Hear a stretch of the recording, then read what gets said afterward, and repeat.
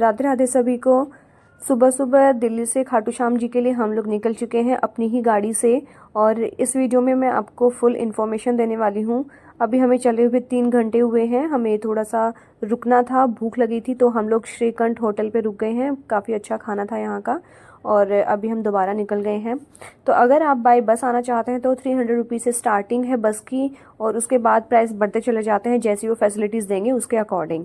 अगर आप ट्रेन से जाएंगे तो आप रिंगस ट्रेन रेलवे से जंक्शन पर उतरेंगे और वहां से ऑटो रिक्शा वगैरह लेके आप आगे जा सकते हैं।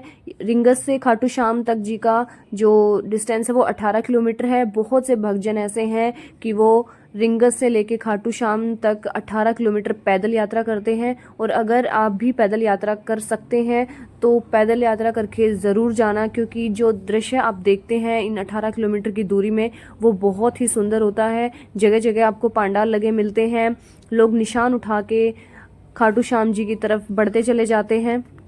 और फाल्गुन में और एकादशी और द्वादशी को तो नज़ारा देखने लायक होता है। यहाँ पे इतनी भीड़ आती है कि कंट्रोल नहीं कर पाते हैं। तो हम लोग आ गए हैं खाटू श्याम जी के दर्शन करने के लिए। मैं पहली बार आई हूँ, मैंने कभी सोचा भी नहीं था कि मैं खाटू श्याम जी के दर्शन के लिए भी कभी जा पाऊंगी। लेकिन वो कहते हैं ना कि जब बुलावा आता है तो हर कोई खिंचा चला जाता है, तो ऐसा ही कुछ हमारे साथ हुआ। हमारा बुलावा आया और हम आ गए हैं। तो हम इन दिनों में आए हैं तो यहाँ पे बिल्कुल भी इतनी ज़्यादा भीड़ नहीं थी कि जितनी कि फागुन में बताते हैं। तो यहीं पे आपको पार्किंग की काफ़ी सारी सुविधा मिल जाएगी अगर आप अपनी गाड़ी से आते हैं। और यहाँ पे आपको नहाने की अच्छी सुविधा मिल जाती है। अगर आप रहने के लिए धर्मशाला लेते हैं तो धर्मशाला आपको 100 रुपये से स्टार्टिंग मिल जाएगी, जहाँ आप गद्दे लगा के भी रह सकते हैं और रूम भी किराए पर ले सकते हैं। तो खाटू श्याम जी की कहानी तो आप सबको पता ही होगा, और इनको बर्बरिक के नाम से भी जाना जाता है। तो अभी हम लोग, रात हो गई थी तो हम लोग थोड़ा सा खाने पीने के लिए बाहर निकले थे।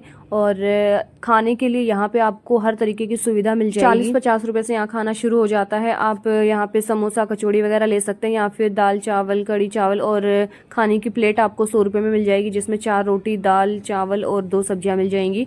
बट हम लोग आ गए हैं होटल श्याम बिकॉज हमें थोड़ा सा चटपटा खाना था। और यहाँ पे आपको सिर्फ स्नैक्स मिलेंगे, हर तरीके के स्नैक्स आपको यहाँ देखने को मिल जाएंगे। अगर आपको कुछ खाना है तो आप होटल श्याम आ सकते हैं। बजट ट्रिप चाहते हैं ना कि हमारा सारा काम बजट में हो, तो वो धर्मशाला में जाके रुकिए। वहाँ आपको फ्री में फूड भी मिलेगा और रहने को भी मिलेगा। या फिर आप 100 रुपये की थाली लेकर पेट भर खाना आराम से खा सकते हैं। तो जी अभी यहाँ पे दुकानें बंद होना शुरू हो गई थी। सुबह आएंगे श्याम जी के दर्शन करने के लिए। और गोलगप्पे तो यहाँ की ना ज़रूर ट्राई करना, बड़े टेस्टी गोलगप्पे थे। तो खाना खा के और हमने पूरा मार्केट घूमा, बहुत ज़्यादा अच्छा लग रहा था यहाँ पे घूमने में। और अभी हम लोग अपने होटल में आ गए हैं। हमारे होटल का नाम है वृंदावन पैलेस, जहाँ पे हमने 2 रूम बुक किए हैं। तो एक रूम का रेंट इन्होंने 1100 रुपये लिया है, जबकि हमें ना बहुत ज़्यादा कॉस्टली लग रहा था रूम का देख के कि ऐसे रूम के लिए हमें 1100 रुपये पे करने पड़ रहे हैं।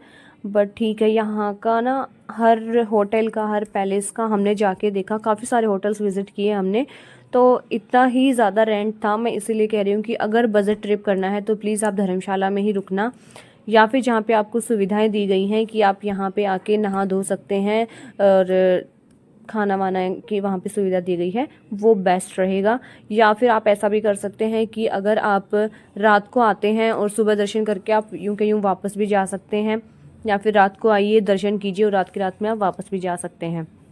तो अभी सुबह सुबह हम लोग निकल पड़े हैं श्याम जी कुंड देखने के लिए। श्याम जी कुंड यहाँ पे 2 हैं, एक नया श्याम जी कुंड है और एक पुराना है। तो नया वाला काफ़ी बड़ा चौड़ा बनाया गया है, जहाँ पे लोग स्नान करना चाहते हैं वहाँ जाके आप स्नान कर सकते हैं। बट हम लोग जो पुराना है और जो चलता आ रहा है सदियों से, वहीं हम लोग जा रहे हैं। यहाँ पे जाके इतना पानी तो नहीं था, हाँ, लेकिन छींटे हमने ज़रूर लिए थे अपने। और भीड़ यहाँ पे सुबह सुबह बहुत ज़्यादा हो गई थी, रात तक बिल्कुल भी भीड़ नहीं थी। रात में भी हम दर्शन करके आए थे तो बहुत ही अच्छे दर्शन हमारे हो गए थे। तो यहाँ की कहानी ये है कि जहाँ श्री कृष्ण जी ने बर्बरिक का सर मांग लिया था, क्योंकि जिस साइड बर्बरिक हो जाते थे वो कभी हार ही नहीं पाते थे। और महाभारत में अगर ऐसा हो जाता कि एक बार बर्बरिक उनके साइड चले जाते तो वो जीतेंगे, और जो हारते दिखते थे उन्हीं की साइड अगर वो चले जाएंगे तो वो जीत जाएंगे। इसीलिए वो किसी को भी हारते हुए नहीं देख सकते थे, इसीलिए उनको हारे का सहारा माना जाता है। और जब श्री कृष्णा ने उनका सर मांगा था तो उसके बाद वो हेड उनका यहाँ आके मिला था, तभी यहाँ पे ये कुंड है। और ये इतना ही पवित्र है जितना कि पवित्र एक मंदिर होता है, और ये जगह यहाँ की बहुत पवित्र है। इसीलिए यहाँ पे इतने श्रद्धालु आते हैं और इतनी मन्नतें मांगते हैं, क्योंकि उनकी सारी मन्नतें यहाँ पे आके पूरी होती हैं। और ये यहाँ पे हर किसी के हाथ में आप गुलाब देखोगे, क्योंकि जब पहली बार भगवान श्याम जी को गुलाबों की ही माला पहनाई गई थी, तब से लेके आज तक लोग इनको गुलाब ही अर्पित करते हैं। और अगर आप पहली बार आ रहे हैं तो आप निशान लेके ज़रूर आना। और यहाँ पे 4 तरीके के निशान हैं, चारों का अलग अलग मतलब है।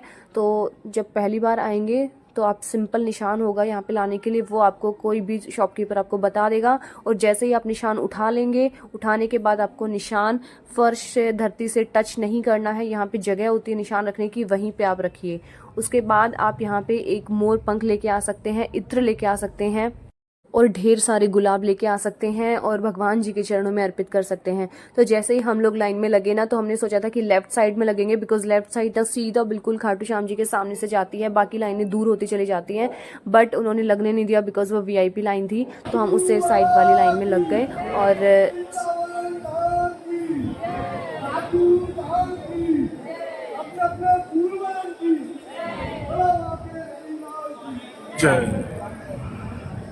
आते ही सबसे पहले तो मैंने यहाँ का सबसे बड़ा वाला पंखा देखा, बहुत अच्छा लग रहा था। और उसके बाद यहाँ के गार्ड्स ने फ़ोन ऑफ करा दिए थे कि आप वीडियो नहीं बना सकते हैं।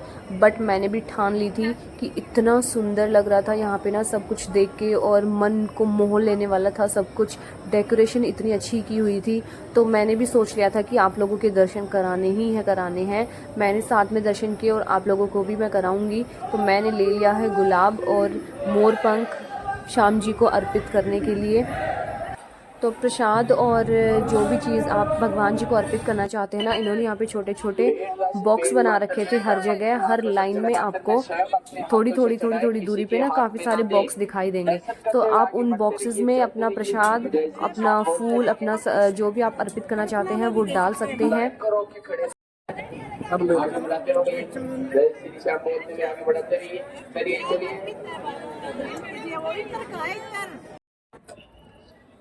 बहुत ज़्यादा अच्छे दर्शन हुए, आपने देखा होगा, और भीड़ बहुत ज़्यादा बिल्कुल भी नहीं थी। उसके बाद अब हम यहाँ से विदा लेते हैं। श्याम जी से हम दोबारा ज़रूर आएंगे जब भी आप हमें बुलाएंगे।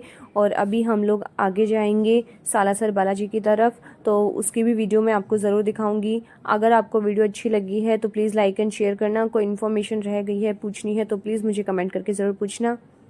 जल्दी ही मिलेंगे नेक्स्ट वीडियो में, जब तक के लिए बाय बाय, जय श्री श्याम।